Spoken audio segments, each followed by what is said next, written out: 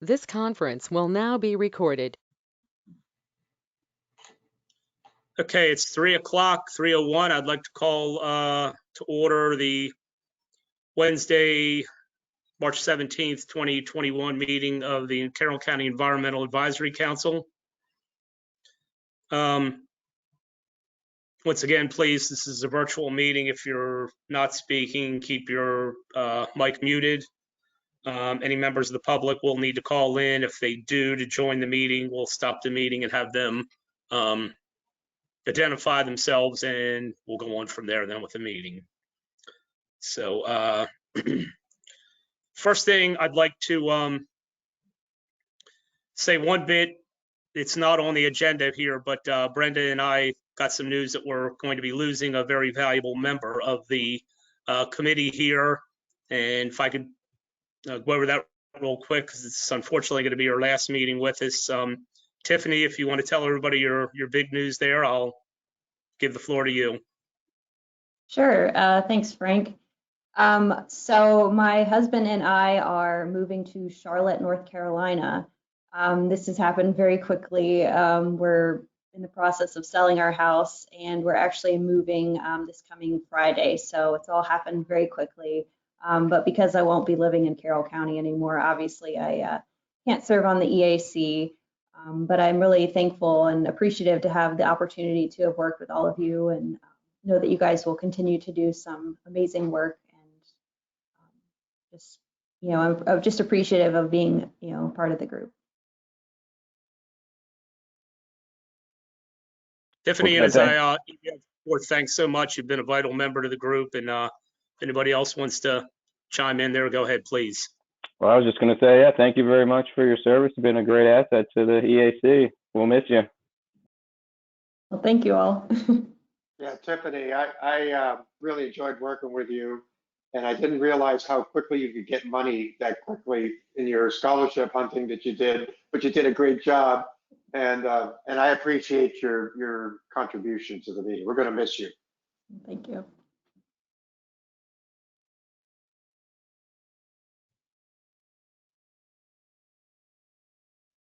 Are you talking, Craig? I don't know if your microphone was on or not.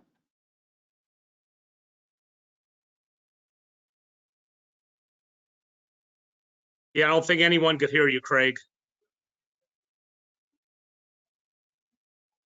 Oh, we could see your thumb. That was it.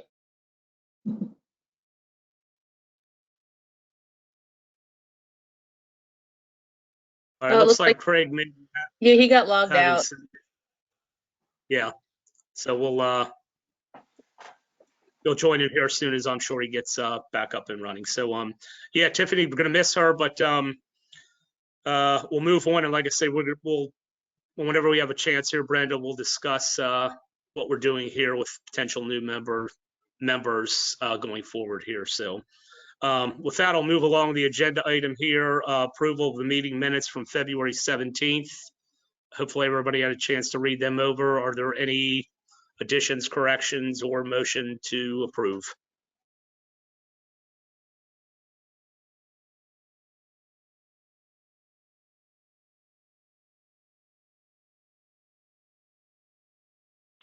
It looked all right by me. I'll make a motion to approve. A second. Okay, all in favor, raise your hand or say aye. Okay, February 17th minutes have been approved. Let's move on. Staff liaison, secretary report, and administrative items. Karen and Brenda, go ahead. I'm going to let Tom start.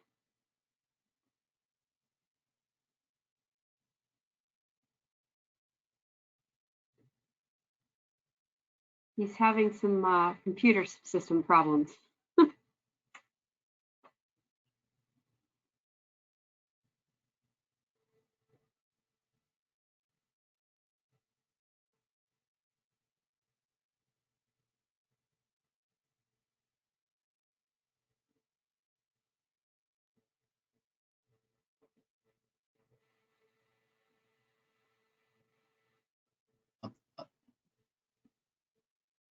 Can you hear me now? Yes. Let me go over to Kim.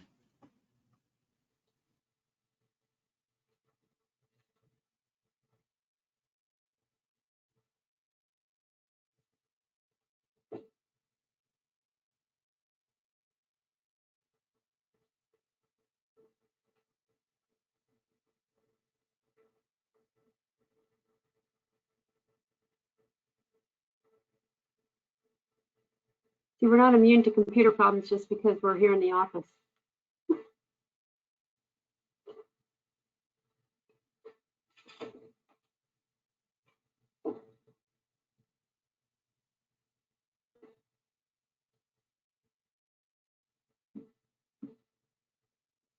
Greg, are you backing up and running? You want to chime in there, what you were going to say earlier?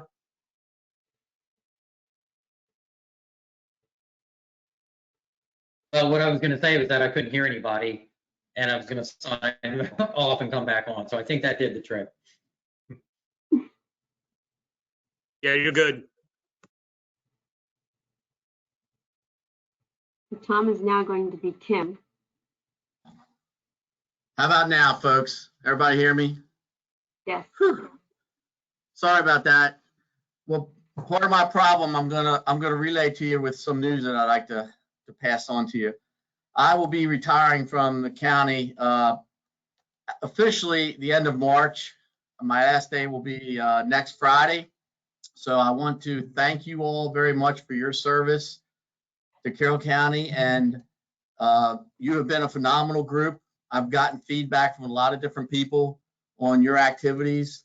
Your solar efforts have been phenomenal, and they're currently the basis for some of the code changes that we're looking at right now with the community solar. It's been well founded with research and all that you all have done. So I appreciate very much everything that you've done. And Tiffany from the Board of County Commissioners, thank you so much for all you've done for Carroll County and serving. We always have a shortage of people wanting to volunteer for these boards and commissions, and I appreciate very much and that everybody that offers their time and skills to these boards. So thank you very much. I appreciate everything. You all are in very capable hands with Brenda. She working with you has really revived this group and made it very visual to the commissioners. And I know they enjoy their meetings every year with you when they interact with you on the work plan and the things you've accomplished. So congratulations on all that work you've done, and good luck into the future.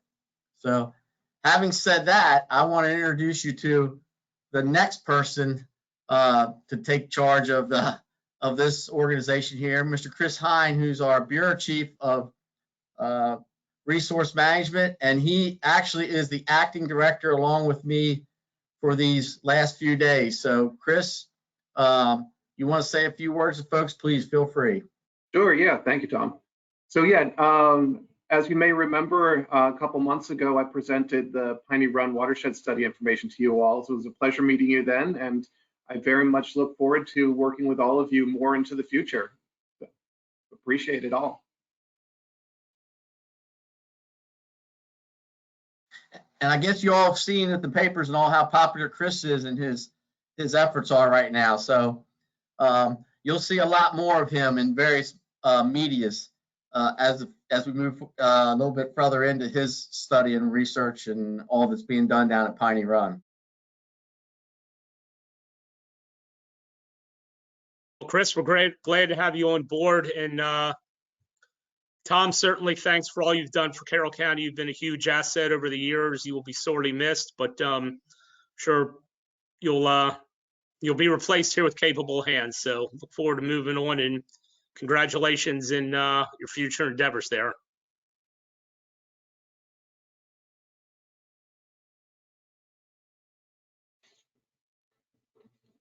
Okay, so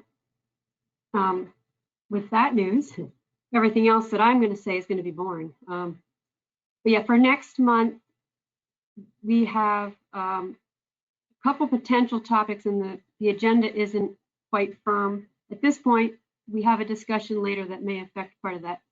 So we may be continuing to discuss the tree planting resource guide.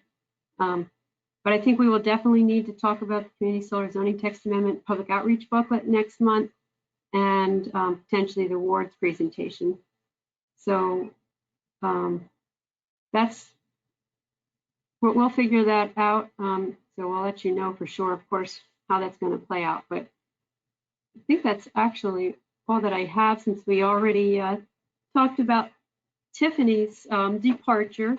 So Frank, if you want to talk about the other items that you wanted to bring up with members. Okay, sure. I'll dive into that, Brent. Karen, anything from you, or are you good? No, nothing at this time. Thank you. Okay. Brenda had suggested to me a few weeks back that either her or I should contact Ellen and Natalie. We haven't seen Ellen at a meeting here in quite some time. I know she's had a tremendous amount going on in her personal life, which she's had to deal with which absolutely comes before anything that our group does. And Natalie was having some trouble making the meetings due to, I guess, her work situation ever since the COVID thing happened. So she needed to take a break from it. I did reach out to both of them via email this morning to see if any change in their situation, if they were going to be continuing, or if they were going to be able to make meetings. I believe, and correct me if I'm wrong, Brenda, I believe Ellen's term is up in July. I'm not sure when Natalie's was up, but I kind of feel going forward, especially with Tiffany not being around here after this meeting, we're going to be down to basically potential only 6 members out of the 9 to make these meetings here. And I know things come up and we're always sure to lose 1 or 2 to a meeting due to everyday life going on. I'm a little worried that we're not going to have enough to have a quorum here for these meetings going forward the next couple months. So just kind of want to reach out to both Ellen and Natalie, see if they were into stepping down or if they're going to be able to make meetings and continue. So if they are willing to step down or thinking that they can't fulfill the rest of their terms, they've both done a great deal of work with this council. Hate to see them both leave, but we do need to have positions filled. And I know I've been on this board sometimes with down as few as 6, and it gets a little bit difficult to maneuver all the workload we have to do. So it would be good if we could go to the commissioners and tell them we need possibly 3 new members all at one time, rather than coming to them 3 different times and saying we need 1 member. So I have not heard back from Ellen or Natalie as of today yet. I'll keep Brenda posted, and I guess we'll see what happens going forward here, and possibly be bringing some new members on, which we'll have to get involved with commissioners with that. So anything else on that standpoint you'd like to add, Brenda? No, I think you covered it pretty well.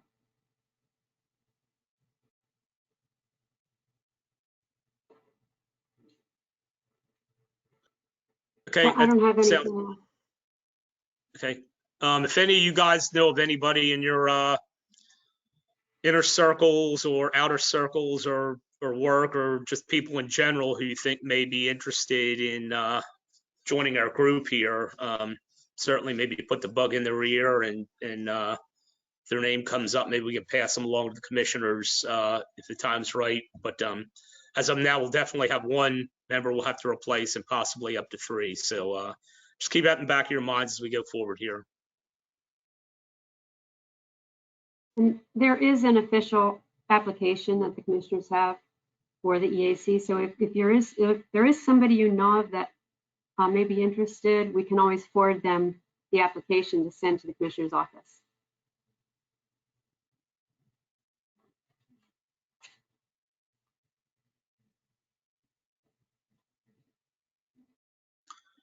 Okay, so item number 4, we're skipping over that, correct, Brenda?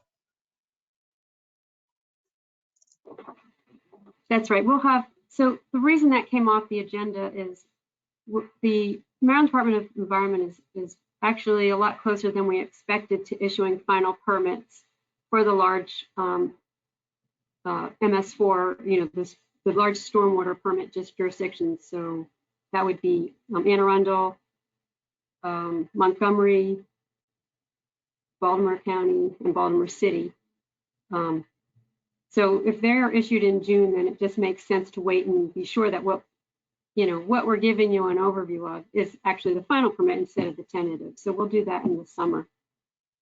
So the next thing that we have on the agenda then is, if you remember in January, Tom came and gave you an overview of the ad hoc committee and of what it is and, the purpose, and then a little bit about the appeals hearing that our ad hoc committee had in October.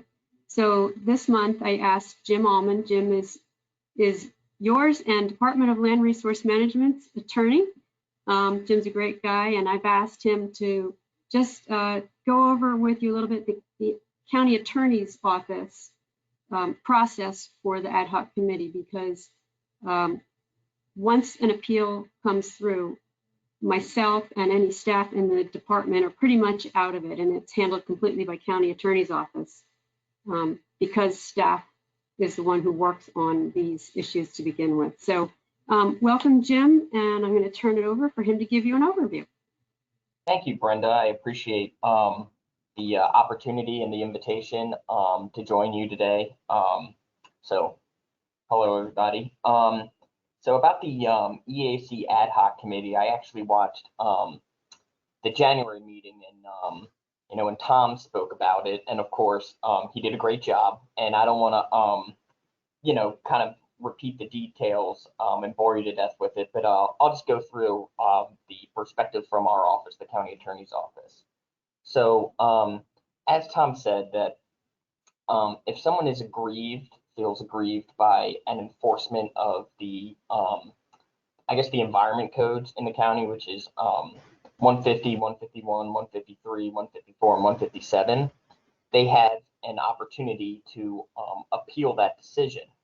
And the process in the county code is that once they appeal that decision, the Board of County Commissioners can hear the appeal, or they can designate a Board of Appeals, create a Board of Appeals to hear the appeal, and that's where they get you guys to form that committee. There's no statutory requirement that it needs to come from the EAC. However, based on your involvement with the issues and sort of your knowledge of environmental issues, it's kind of smart to have you on that appeals board, just because of your sort of expertise, so to speak. Because a lot of the times the appeals, and as Tom said, they are very rare, can be pretty technical.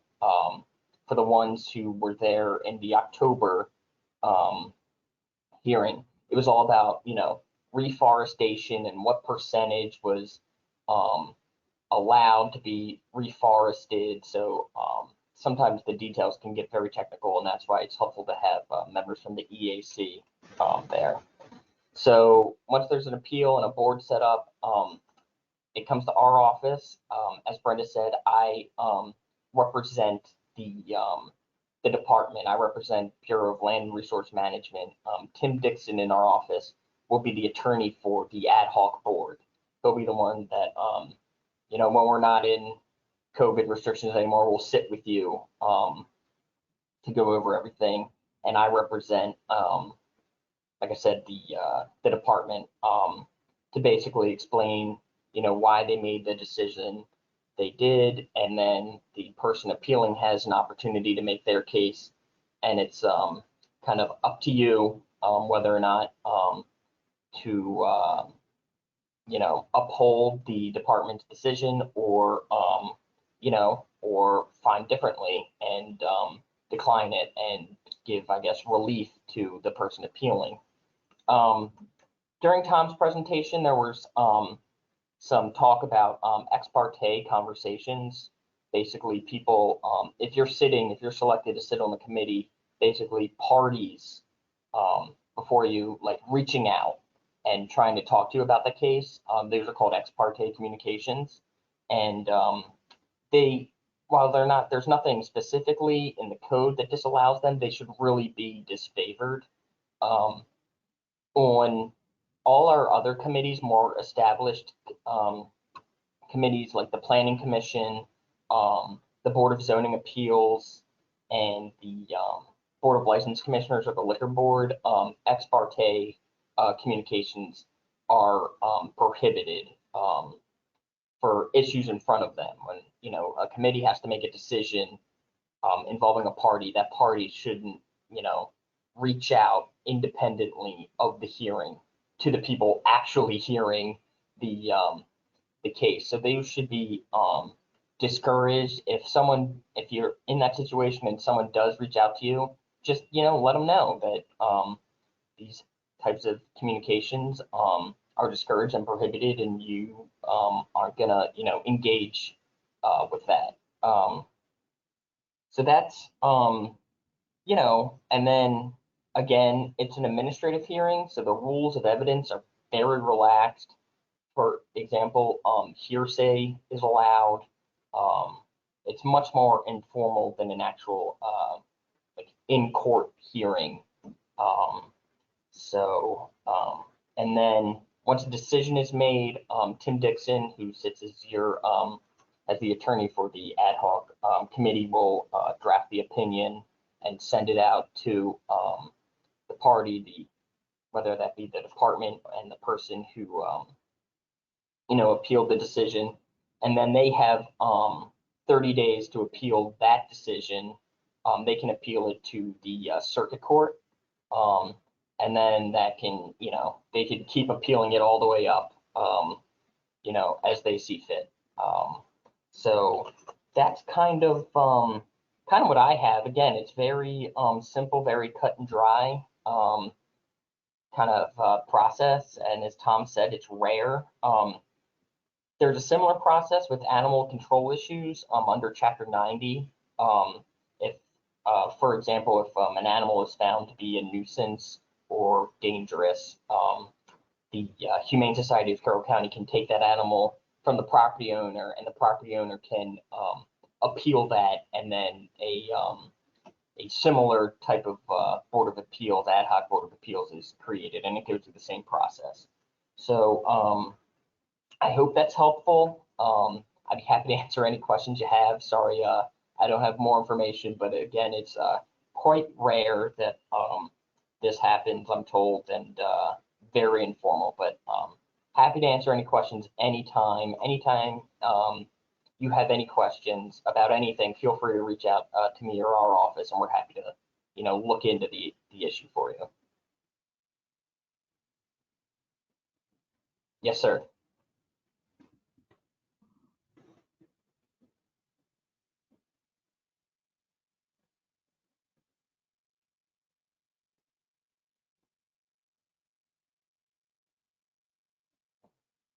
All right, am I on now?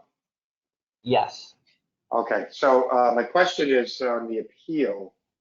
Is this like a written appeal that is made and then this ad hoc committee reviews it and then makes a recommendation based on the written appeal? Or is there any personal presentation by the who's appealing? There's a personal presentation, yes. So after the decision is made by the department that someone disagrees with, they have 30 days to appeal that decision.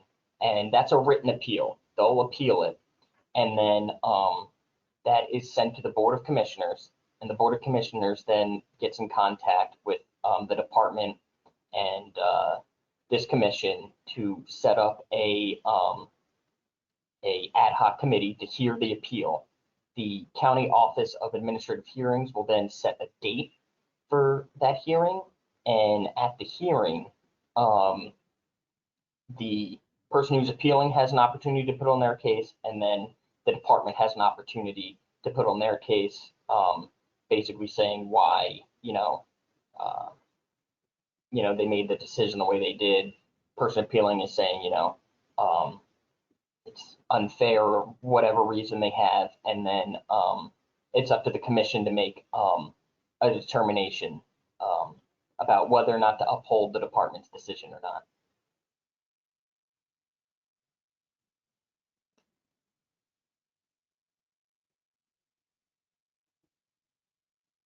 Thank you. I have a question, Jim. Yes. So when the appeal comes in, does Tim or does somebody, I don't know how it works, but does somebody provide to the ad hoc committee a copy of the code so they can review that? And like, what materials would they be getting to review ahead of the meeting so that they're prepared and know the topic and the requirements?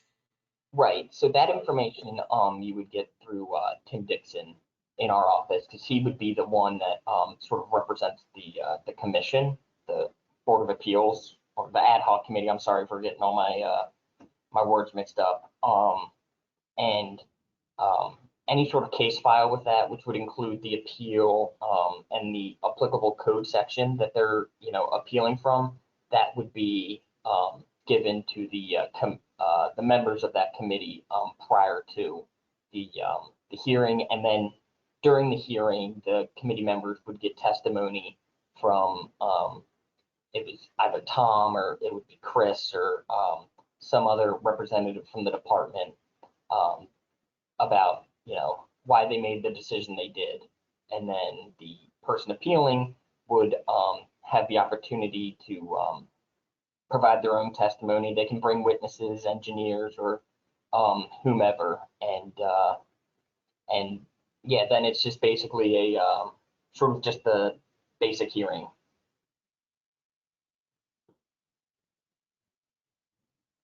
Thank you.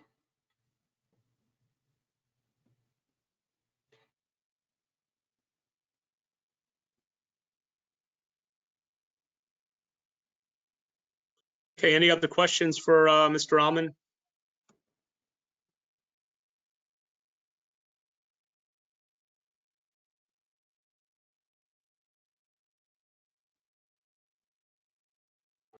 Okay, Jim, thanks so much for joining our meeting here today. Absolutely. Thanks for having me. Absolutely. Appreciate all the work you did with the ad hoc committee there. And I thought things ran very efficiently, and as well with Mr. Dixon, all the work he put in. So made our job a little easier. Thanks again. Absolutely.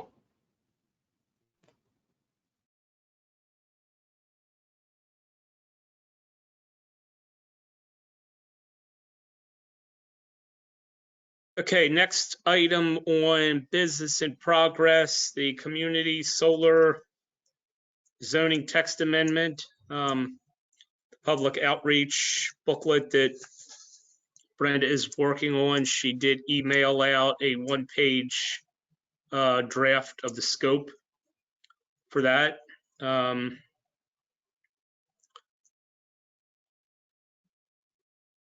Any input on that? I'll open the floor up there. Before we get into input on the scope, I just wanted to give you a quick update.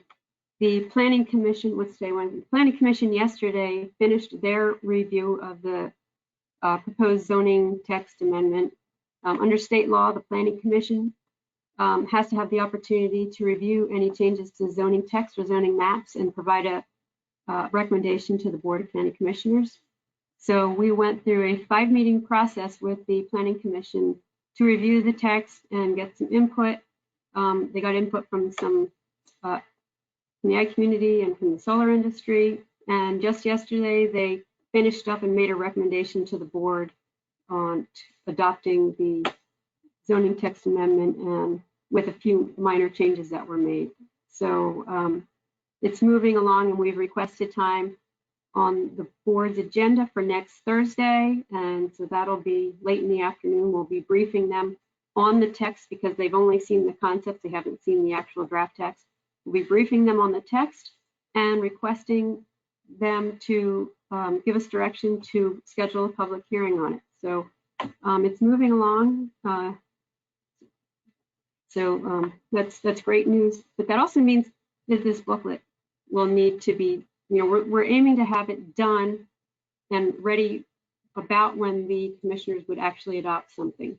So the idea with what was sent to you is, so I'm actually the lead on this project anyway, so it just seemed to make sense that I will draft something because we also don't have a lot of time to work with. And the idea then is to have you guys review the text and look at it for an eye, like, does this make sense, like from a public perspective? Does it have the information that they would need?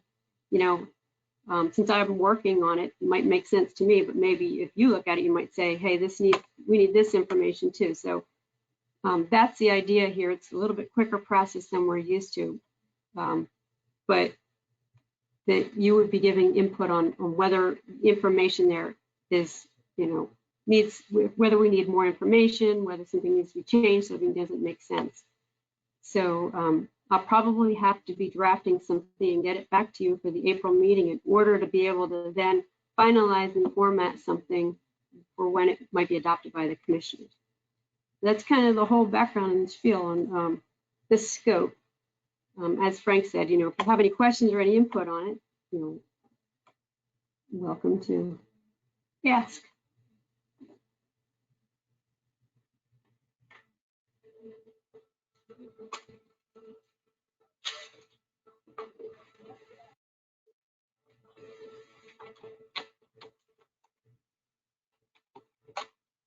No questions?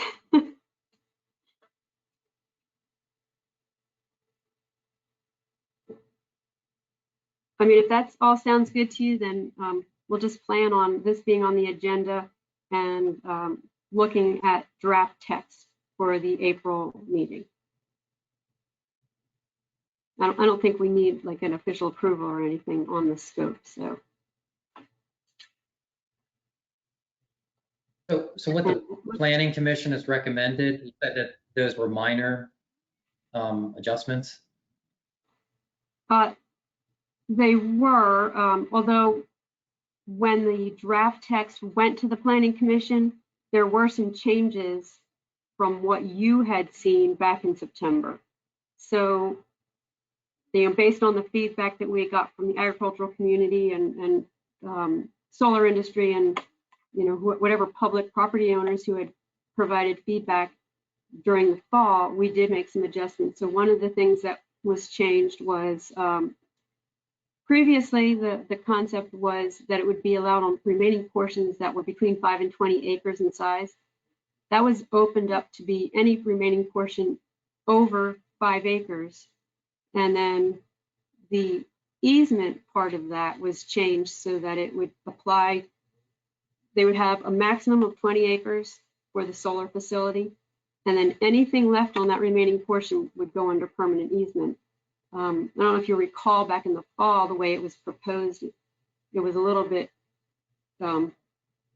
unclear as how we would apply an easement on a property where you're putting the solar facility on. So the way it changed is that portion of the property wouldn't be under easement, but the rest of it would. So if you had a 100-acre remaining portion, you put solar on 20 acres of it, 80 acres of it would go under an easement, which would be very similar to an ag land preservation easement. So that was the two major changes from what you saw in the fall, but that was already in the proposal when it went to the Planning Commission. So they didn't make a whole lot of changes to that.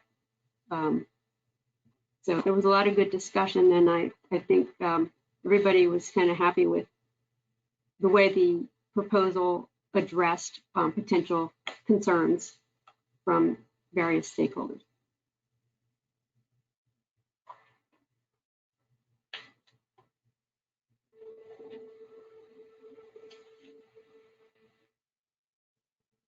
So Frank, unless there's other questions on that, I think we're done with that item. Nope, nobody's had any questions.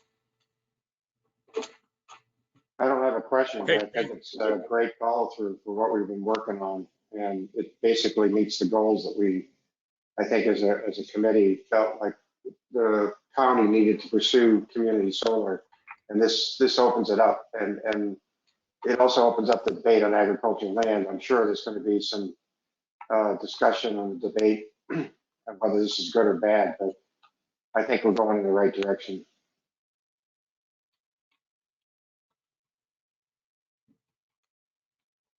And I guess it's good. This will be a little bit more fast tracked from what our timeline was, I guess, with the planning commission's work and decision yesterday. So hopefully we can get this knocked out while we're waiting for the MS4 permits from the large jurisdictions to come in, spread the workload out a little bit here. So that'll be great.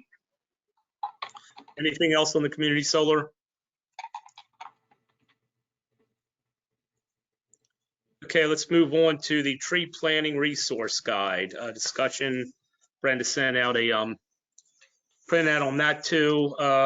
She went on what Kathleen had come up with. That was a very good starting point with this, and I think we're just looking over it. We're heading definitely in the right direction with the resource guide. So Brenda, if you want to fill everybody in on a little bit of info, how you set this up, and then we'll have some discussion on that. Sure. So what you're looking at is not what we would be putting together in terms of, this isn't what it would look like when it's done. This is just for discussion, where I took what Kathleen put together in terms of topics and some topics we talked about at the last meeting and other potential topics that could be in it. They're all listed on the right. And then on the left.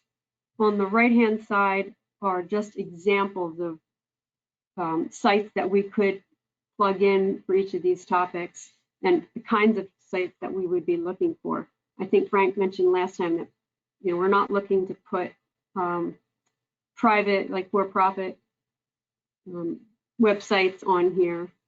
So more ones that are educational institutions or those scientific, fact-providing websites. So really the only text discussion is going to be this intro part where we talk a little bit about the benefits of trees and planting. So then everything that's in the left column, those were just, like, we're brainstorming what topics would you want to include. These are possible topics. They're not all things that have to be included. But once we narrow down the topics on the left to what you want to include, then you can divvy up who will take each topic and find websites to add as links for the final document.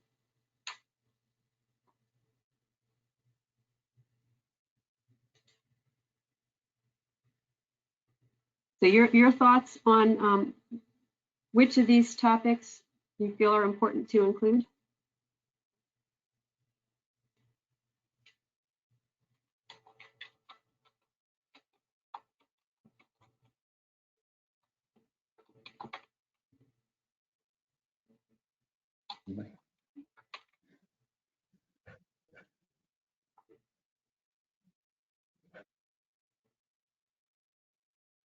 Don't everybody talk at once. Just because I have it, not necessarily the topics. Well, one thing you might want to include, if people are planting trees themselves, and anytime I guess you dig a hole, you're supposed to call this utility. So it might be good to have a link for them too. Okay, we'll just have to figure out which one is the best. Like I say, how to plant a tree, if that was left in there, that might be a good place to put that link. Or selecting the right location might be, depending on what topics we wind up with. We will definitely fit that somewhere. I think that's a good one. Yeah, absolutely. Yeah, I mean, that might even fit in the state, regulations. It's actually a legal requirement to call if you're going to be digging. True. Of course, I do like the Carroll specific, of course, to call attention to the Stream Buffer Initiative and the Chesapeake Bay Foundation water quality.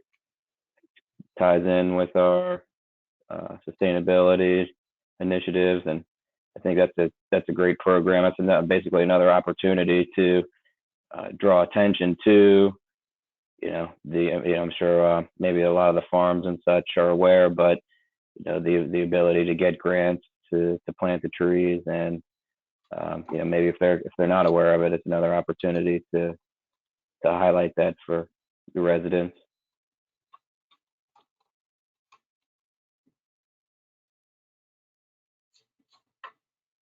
Are there any topics on the list that you feel we really don't need? Might be easier to eliminate. I have a potential topic to include, and that would be maintaining trees and dealing with diseases.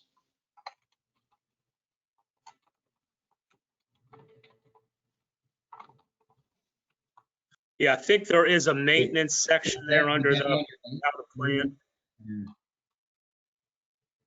So, but that is a good thought there going forward.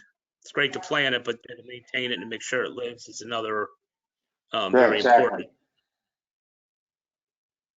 Well, in particular, because there's just a lot of diseases just becoming more prevalent as the climate gets warmer.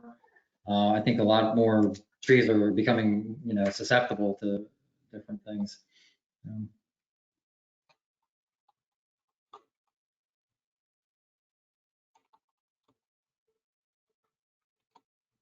Brenda, are we looking for, I know some of these you have just one link down, others you have 2 or 3. Are we going to try to have 2 or 3 for each one? Is that kind of the general thought process here, or whatever information we can come up with? It's somewhat of a diverse description of each topic there on the left. Yeah, what I put together was just a sample of like the kinds of links we would put in. I wasn't trying to do the research and find all the links that we would want to put in. So yeah, I think since we're planning on doing the front and back of a page, and with formatting, I think we would easily have room to put at least 3 links on each topic, even if you keep all of these topics. So we might even be able to do more if you find one might have 5 links and another has 3, depending on what good information you find and want to include in there. When I started looking into this kind of thing, I was kind of picky in terms of like, this is a private company, this, what are like educational institutions, what are recognized organizations, as opposed to what would be a reliable link, and also what links might be more long lasting. There's one on there that I think I initially put on my first note sheet that's, I think, Davey, which is a private tree company. But the rest of them, I appreciate how they're government or they're universities. So they really do emphasize kind of research. And so that's something I kept in mind starting to look into this. And I think that's something keeping in mind moving forward, because when you start looking up different resources of tree planting, there's a lot of stuff that companies push, in order for profit. And we obviously don't want to accidentally endorse too much or anything like that. So I think it's more of a quality of the links that we provide, not necessarily the quantity. Mm-hmm.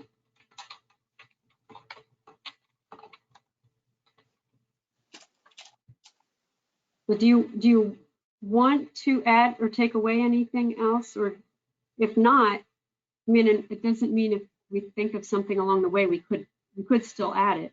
But do you want to go with what we've got here and kind of divvy up looking for the links for these, or how would you like to proceed at this point? Because I don't hear anybody saying they want to eliminate any. Yeah, I appreciate the list that you've got going right now, Brenda. A lot of stuff I hadn't thought about, and I think as we get into it, we might think of more. So that might be the only risk. So I didn't think of anything else to add. Put it together, we can rein it in if we have to. Yeah, I hadn't thought of anything to add when I first went over your sheet. And I don't think there's anything worth eliminating either. I think they're all important, and I like how they're, I like the topics split up.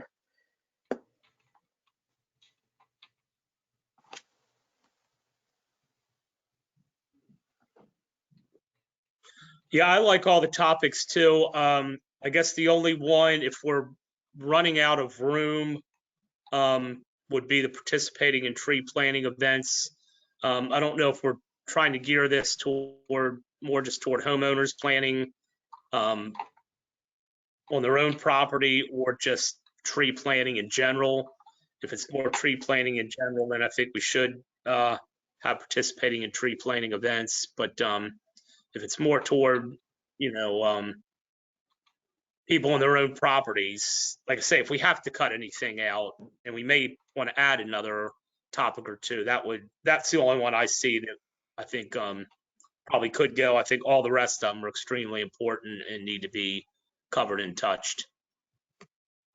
When I think about volunteer groups and when they come up with, hey, we want to do something, whether it's a service fraternity or a school club or something, probably the most common activities that come to their minds, I would assume would be trash cleanup and tree planting. So it's probably a pretty common activity where somebody who hasn't done it before, they're trying to get more involved. It's, hey, let's contribute to the community.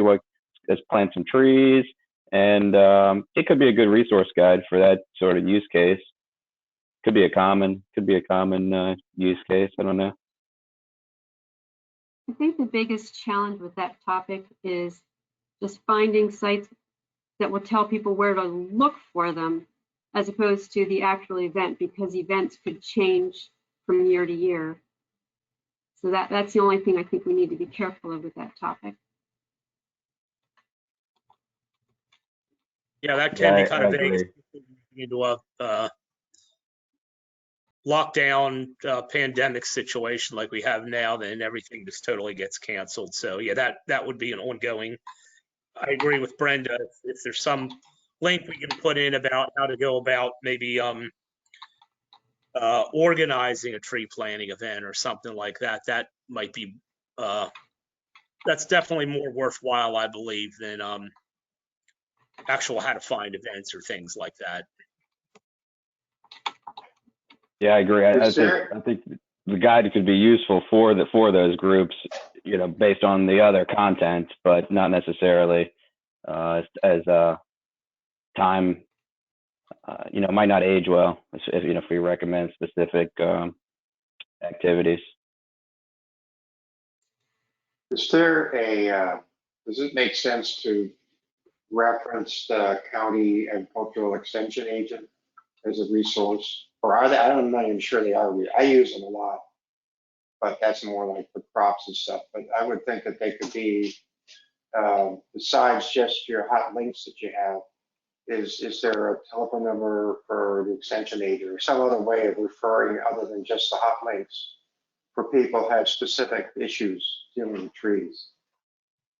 Just a thought. I don't know if they. We might be able to find a place under our existing topics there to put that in. That would fall. Also, master gardeners might work into that as well. Yeah, that's a good example.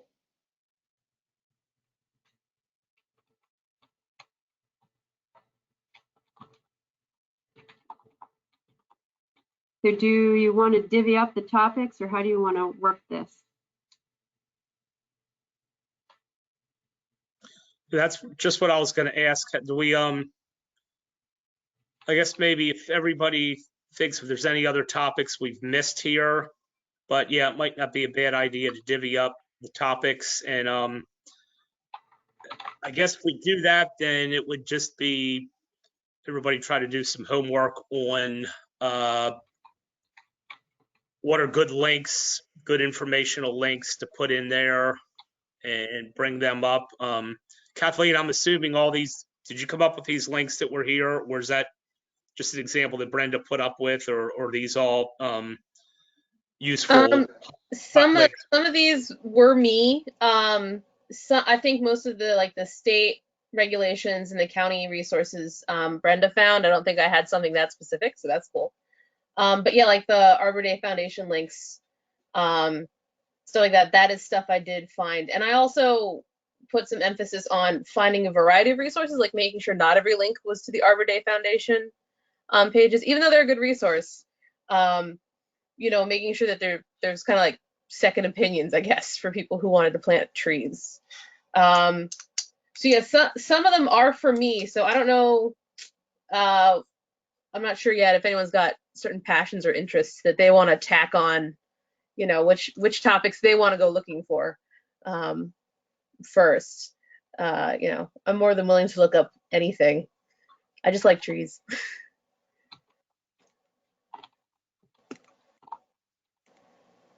You know, another option could be if I set up a document in the Google Docs and then anybody can look at any topic and plug the links into that document under the appropriate topic. And then, you know, we can always reorganize later if one seems to fit better somewhere else, but maybe that'd be a good place for everybody to put the links and share what they've been finding. Yeah, I kind of like that approach, rather than, because you know, maybe we can just brainstorm and each dig up a couple of extra links, and then if we need to pair a few out, or we can, you know, kind of just pick the best of the cream of the crop. Yeah, and I think that would help prevent any redundancy if we all find the same link for some topics. You know, someone's already got it in there, kind of deal. I think that's efficient. I like that idea. Okay. I do too. And give us a deadline of when to contribute. Otherwise, How about we Yeah, that say by sounds the good. before the May meeting?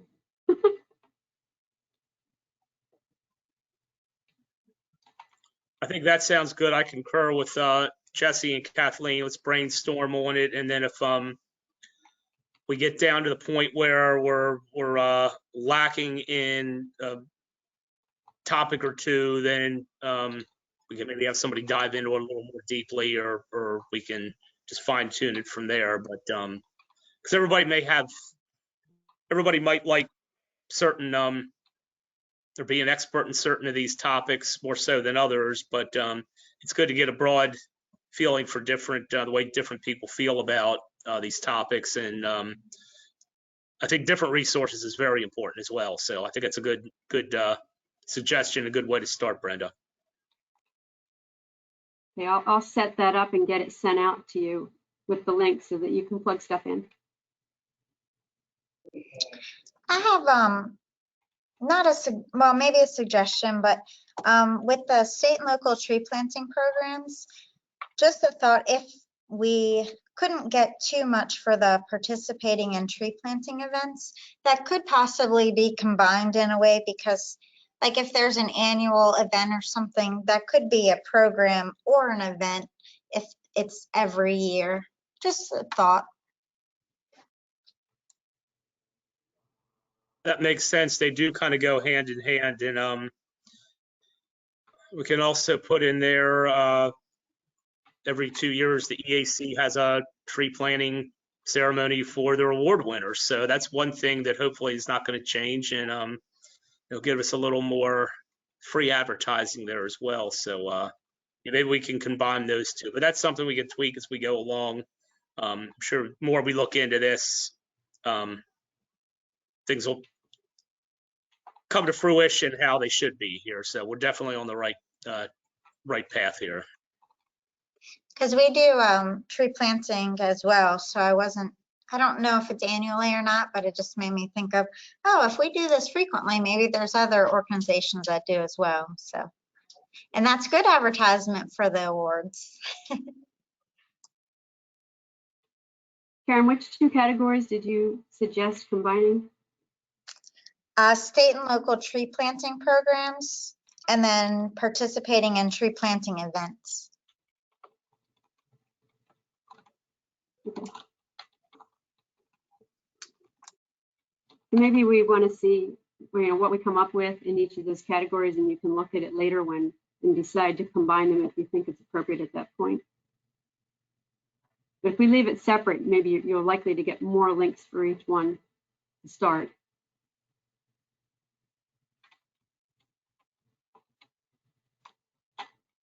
That sounds good. Let's keep the topics as they are now. If we anybody comes up, we add any, that'll be great. And then when we get down to condensing it to a front and a back. Then we can combine if necessary, however Brenda needs to do it. All right, sounds good. I'll put together the Google Doc and get out a link sent out to it. Like I said, maybe we can aim to have everybody plug in their links by the May 19th is the May meeting, so the Friday before that, which would be May 14th. That sounds good. Okay, anything else on the tree planting resource guide?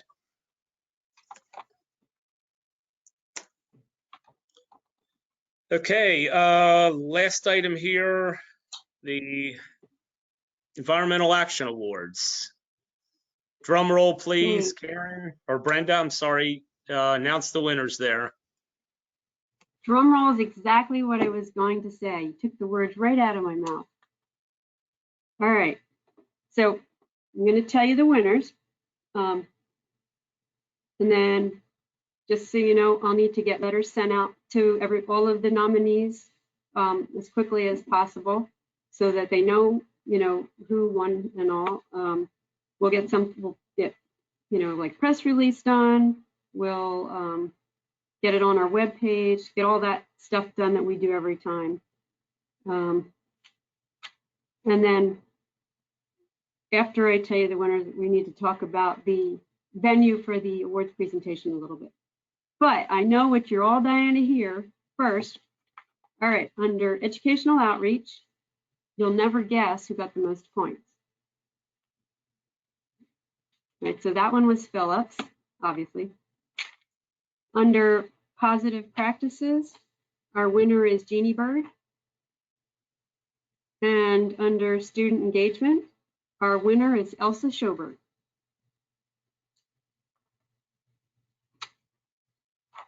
So thank you everybody for taking the time to review everything and get me your sort of votes. And this process, I think, from my perspective, and having done this so many times in the past, this made it a lot easier to put together and to figure out, who was going to be a winner. So I think you guys came up with a great process here. So congratulations there. So is that what you expected? No comment. All right, so I wanted to talk about the. Yeah, I think it's what I expected. I think it worked out pretty well because you can look at the criteria and then judge things on that. I think it leaves a good trail and a good justification for why you're voting particular points. Although it's a little hard and somewhat arbitrary, but it's still. I thought it worked pretty well. Good. Great. Thank you, Craig. So the venue for the awards presentation. Originally, the plan was that, we were going to try to incorporate this into another event so that it kind of elevated a little bit, was a little more visible. The event that we were planning to incorporate to was the Earth Day celebration that our Resource Management Bureau holds at the Farm Museum with the outdoor school students. That has been canceled this year. So what we're thinking is instead, still go to the Farm Museum. They have the pavilions outside. If we could hold it outside, we can still do an in-person presentation. And I think we can get the commissioners to come. And so my thought is, if that's our meeting day, if we go on April 21st, that's our normal meeting day. It's the day before Earth Day. So it's still at a good time frame in terms of tying it into Earth Day. So rather than holding a go-to meeting, if in April, maybe we would meet at the Farm Museum and hold our meeting outside at one of the pavilions. We've actually held numbers of other groups meetings in these pavilions, so it wouldn't be a first. So we might hold a short meeting just to go over the community solar zoning text, amendment text, because that is time sensitive. and then possibly do, then ask the commissioners to come at, say, 4 o'clock and do the awards presentation, and then to kind of tie it into an Earth Day celebration. And then at 4:30, have a presentation on the bioretention facilities that are at the Farm Museum, and then kind of give like a tour of it as part of that. And our award winners can participate in that, unless they don't want to. But and if you want, you can even pull weeds from the bioretention facilities. But if we have like a designated time, like 3 o'clock for our meeting, 4 o'clock for the presentation, 4:30 for the bioretention, then the people who need to show up at certain times could be there at the break times. And you will already have this time set aside because of our meeting. So it seemed like it might work out in terms of trying to have everybody be able to make it. So what are your thoughts? And Chris, feel free to add anything else about that if you want.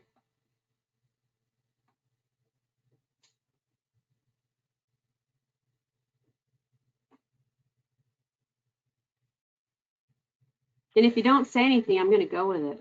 Well, I'm not opposed to it. I think it's a good idea to have it outside, and in the rather than postponing it too long. I had started to look at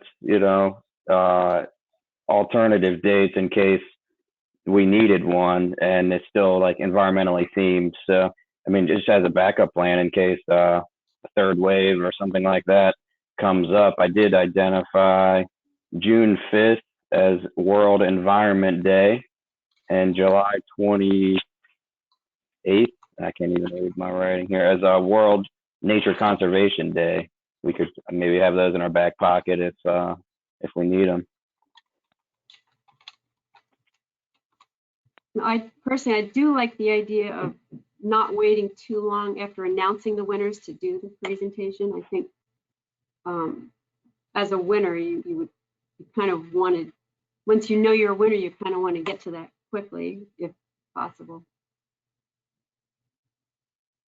Although those are good days that you brought up. Yeah, I mean, I think it's a good venue that you described.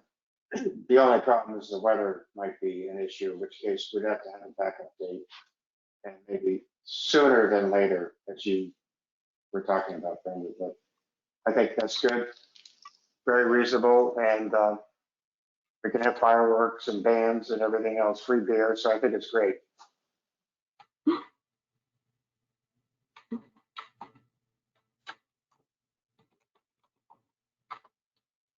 Anyone else want to weigh in? Yeah, I mean, that sounds good to me. And I know our sponsor, they were interested in maybe attending the ceremony as well and handing the scholarship to the winner. So that would be another good addition. You can do a giant check on foam board.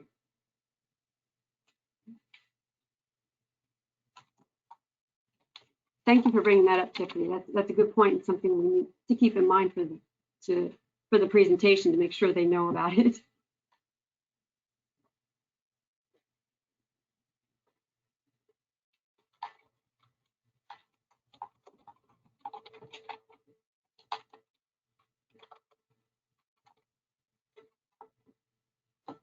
All right, well, should we go ahead with moving forward and trying to plan for that?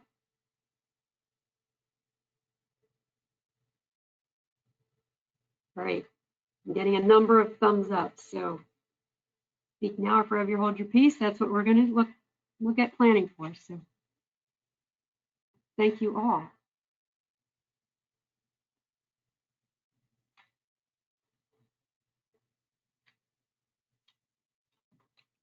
Hey, sorry, everyone, I'm back there. All right, we finished up on the, yeah, we finished up on the awards. I heard most of what was said there. Did you catch the winners, Frank? I did, yeah. I got all the winners there. Had to cut out right after that. I did hear some of the comments about, I guess the time and place for the awards. Jesse had some ideas. Where did we end up on that? So we'll go ahead and try to plan for doing it as sort of part of our April 21st meeting. That's the day before Earth Day, but the thing about doing it then was to have it closer to when we announce who the winners are, so that people don't have to wait. We'll do it at the Farm Museum. We'll probably, instead of doing a go-to meeting that day, maybe we'll meet at the Farm Museum and have a short meeting under the pavilion so that we can review the Community Solar Zoning Text Amendment Public Outreach text, because that's time sensitive. And then maybe at 4, say, have the commissioners, start it there and then do a awards presentation at 4. Tiffany brought up that we need to keep in mind that some of the sponsors wanted to be in attendance and possibly even present the check to the winners. So we can do that at that point, and then maybe at 4:30, sort of tie it into Earth Day by having a presentation on the bioretention ponds that are for facilities that are at the Farm Museum, and do a little tour of them. We have like kiosks and an educational sort of setup with those facilities there. So I think that's kind of what we landed on, and we'll go ahead and start trying to plan for that. As part of the announcement, I assume there'll be, maybe a press release or something like that. Do you think it would be a good idea to put a plug in there for, okay, so here's the winners, here's the awards, here's the ceremony date, and if anyone interested in contributing to the awards for the next cycle, kind of make a plug there, get them thinking about it. Maybe they, while they see the attention, while they've got their attention on this release, maybe they'll go ahead and pull the trigger and try to become a sponsor for next cycle, rather than wait and maybe forget about it. Yeah, we might be able to include, well, maybe I can add something to the awards webpage about sponsorship in general and who to contact for more information. And then maybe what we can do is include something just, to say, for more information about sponsoring future award winners, go to this link. Yeah, I like that.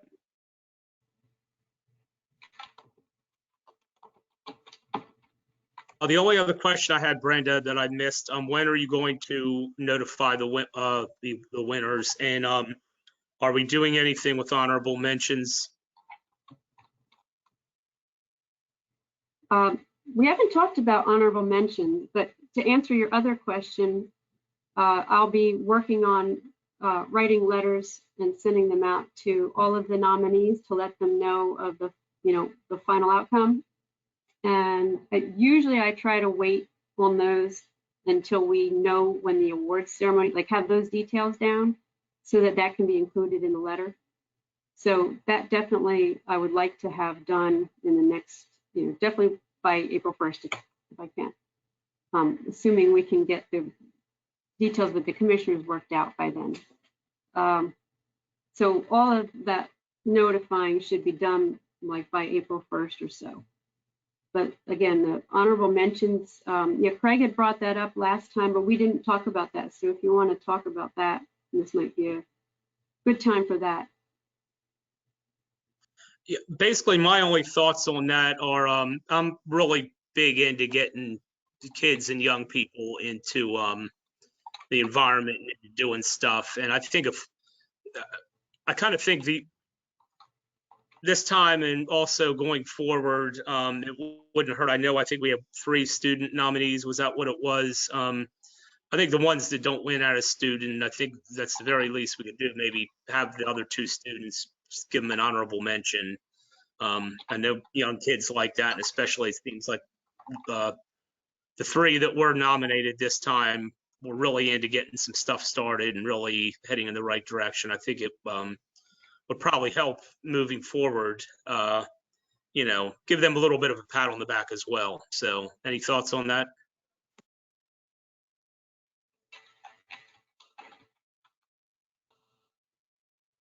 Yeah, I think that's a great idea. If we could give them, great. Mhm. Do you want to mention that in the press release, or how do you want to go about recognizing that? If we're going to officially name them as honorable mentions, then yes, I would include that in the. I would suggest we include it in the press release, and then they would be notified as such. And we send the list out. I guess. Yeah. Sorry, Craig, I couldn't understand you. I think that's a good idea too. It's going to be on the website too, listed on there, right? Right. What would they get, a letter? We could do, you know, I could make a certificate for them. Yeah, I think that they need to be recognized in a press release or something. They need to get some kind of recognition because that's all I get, that and a letter, right? Or we don't have certificates or anything, do we? I can print certificates for all of the winners.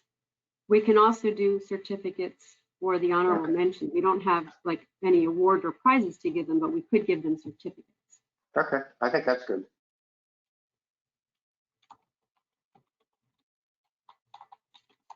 And that way people will also definitely know that we had more than one nominee in every category. So that helps with that too, a little bit of subliminal advertising there.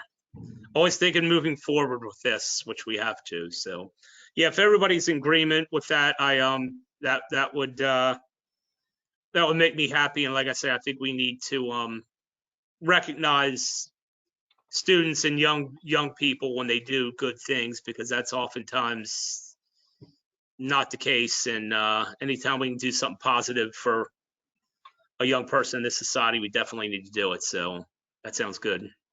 I agree. They all really did a pretty good effort to try and make a difference, and they all did get results. So I think that's a very good point, Frank. Yeah, to me, it seems like all the student nominees, they all took an initiative to do something. They kind of came up with it by themselves, and it's great to see young people, you know, not just sit back and wait for instruction from somebody else, but to actually go out and take the bull by the horns and try to do it. So they're all worthy of at least a certificate and recognition.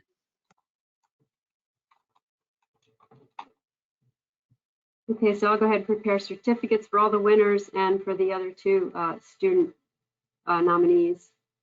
And then, of course, you know, everything I mentioned about getting the word out, website, press release, letters to the nominees, and then I'll work on getting that nailed down the awards presentation, hopefully for that day, the 21st. Did I cover everything? I think so. That sounds good. Anybody, anything else on the awards? Okay, great. Everybody, thanks for the vote. We're heading in the right direction. We got the first one. We're over the hump with the first one, and onward to 2023 for the next cycle. So, all right, that's it for business in progress. Number 6, other. Anybody else have anything else? Anybody else have anything else? I do. Go ahead, Kurt. So at our meeting with the commissioners, Stephen Wantz brought up the issue of pollution, litter, and trash in the county, and that it's been increasing. And so he asked us to step up some kind of program or effort to work on that. And I belong to this local network called the Next Door Neighbor Network, which is like a local social network for, well, it's Carroll County. And there's been a lot of chatter on that network about trash and increase in litter. In fact, there's probably about 20, 25 different messages from different people highlighting that it is increasing and it is a problem. And in fact, pointing out, if you've been to the entrance of the landfill lately, there was a mattress and an old washing machine dumped off the side on 140 as a reminder that we have a problem with trash in the county. So I just wanted to reaffirm that this is an important community effort that needs to be worked on. And I'm sort of happy that Steve brought it up and that we adopted that. And I think that's something actually at the next meeting, I would suggest that we start thinking about that. If I could butt in for a second, we needed to wait until we get our permit to start working on that, because that is the public outreach in terms of a product from the EAC. I mean, you can discuss it, but the reason it's in the work plan as starting in 2022 is because that's something we need to be able to count towards our permit, because we're going to have new requirements in the permit for doing more of those kinds of things, and we need to be able to count that as credit towards that permit. Plus, the other thing I wanted to bring up is I didn't really bring it up when we talked about it before, but it was in the work plan as a public outreach piece and not as the EAC doing some organized effort to clean up trash themselves, because you don't have the resources to do that as an EAC, and we don't really have the time. That's a huge effort, not something that really the EAC as a group can do. That's why, public outreach is more of what we do with this group, because it's just not something we have the resources to, start a network, start a web page, get volunteers. So if you can think about how we could incorporate what we can do into public outreach, that's more of where I think we can go with the EAC. And a lot of times the ideas that come out are great and they're just thinking out loud, but it isn't necessarily always something that the EAC can appropriately do. Just keep that in mind. But that's why the work plan actually just includes the public outreach piece on the letter, as opposed to some organized program that you develop and set up a network and everything else. If we can work with existing networks for public outreach, that might be a better, easier approach for what you as a group can actually do. Question, Brenda, what's the permit that you talked about? And so this doesn't take an effect until 2022? All right. It's like so much in what we do relates to our stormwater permit that you forget that other people don't think of it that way. But the MS4 stormwater permit that we've talked about numbers of times, and Tom had presented to you a year or so ago. That's the permit we're talking about. So our federal stormwater permit, it expired in 2019. It's been administratively extended until the next permit is issued. The next permit we expect to be issued in 2022. And that will have new requirements, which do address trash and litter and recycling and would be wrapped in with that. So that's the permit I was referring to. They're going to have increased requirements for certain numbers of public outreach events and numbers of this and that. So we want to be able to tie it to that, because every little bit of credit we can get will be extremely helpful to the county and to the county's budget. I'm glad you brought it up though, Kurt. I mean, to keep us thinking about it, because at the last meeting, I think, myself and I think others said, okay, it's a great cause and all, but I haven't necessarily seen an increase. It's always an issue. Is it becoming more of a problem? And it was kind of maybe some anecdotal suggestions, yes or no. But since that meeting, I've paid a little more attention into the swales on the side of the road on my daily commute, and it has come to my mind that I think there is more. I think there is more litter, and I don't know what the source of it is. Is it the trash haulers? Is it residents? I don't know, but I think we ought to kind of keep it in mind, and maybe we have a little more of a creative, given the amount of time we have to develop some ideas. If we continue to think about it, I think that'll be beneficial. Yeah, it's enough of an issue that I do believe, if I'm correct, 2 of the student nominees for the awards were picking up trash. So yeah, I agree with both of you guys about that. And maybe when we do delve into this, it might not be a bad idea, Kurt, if that next door neighbors group, if there's a point guy or somebody that is really into that, if they want to, join one of our meetings or come to one of our meetings, hopefully by then, and maybe we can get some insight from the general public as to what we could do going forward from this. That may help as well.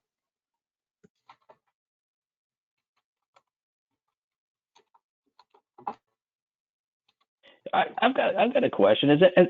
Has anybody else noticed like an increase in trash hauling companies? I feel like in my neighborhood I've seen, and maybe it's just a high turnover industry, but multiple trash haulers I hadn't seen necessarily before, and even some of them swing by and looking in my trash can, and it's like, what are they just hijacking people's trash? Who are these fly-by-night companies? What's going on with these trash hauling companies? Are they popping up, or is this just maybe something I didn't pay attention to before?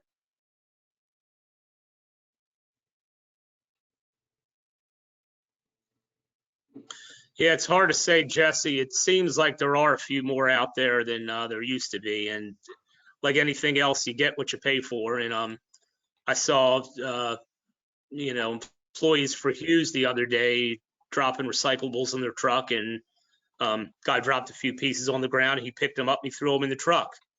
And I know sometimes there's probably some that they drop it on the ground. They're like, to hell with it, and they let it sit there. So it's I think bottom line, and I think we'll find this as we get into it, but I think less and less people really care, and they can't take the extra 2 seconds to bend over and pick it up and throw it where it belongs. And there's just more of that. It's more that mentality in today's society, and I think it's going over in the trash, and trash is something you notice. So that's just my 2 cents worth jumping up on my soapbox. But I think this is going to be a very interesting topic once we get into it, and I'm sure we're gonna have a lot of good ideas on it.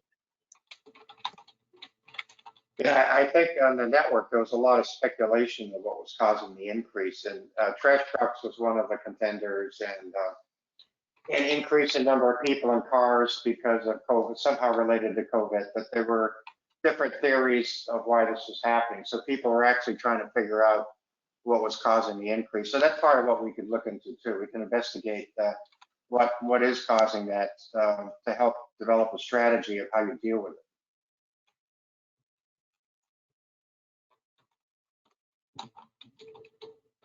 Okay, anybody else? I know Kathleen's got to go to work.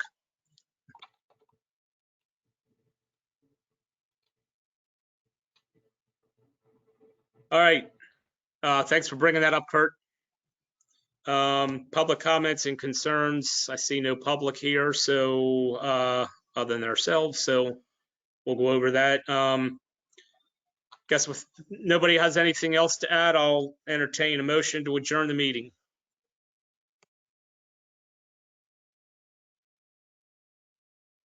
I move we Make a adjourn. motion to adjourn the meeting. I'll second that. All in favor? Okay, meeting adjourned, 4:24. Tiffany, good luck to you and your husband. Hope all works out. We're gonna miss you. Safe travel. Kathleen, have a good evening. Thank you. See y'all later.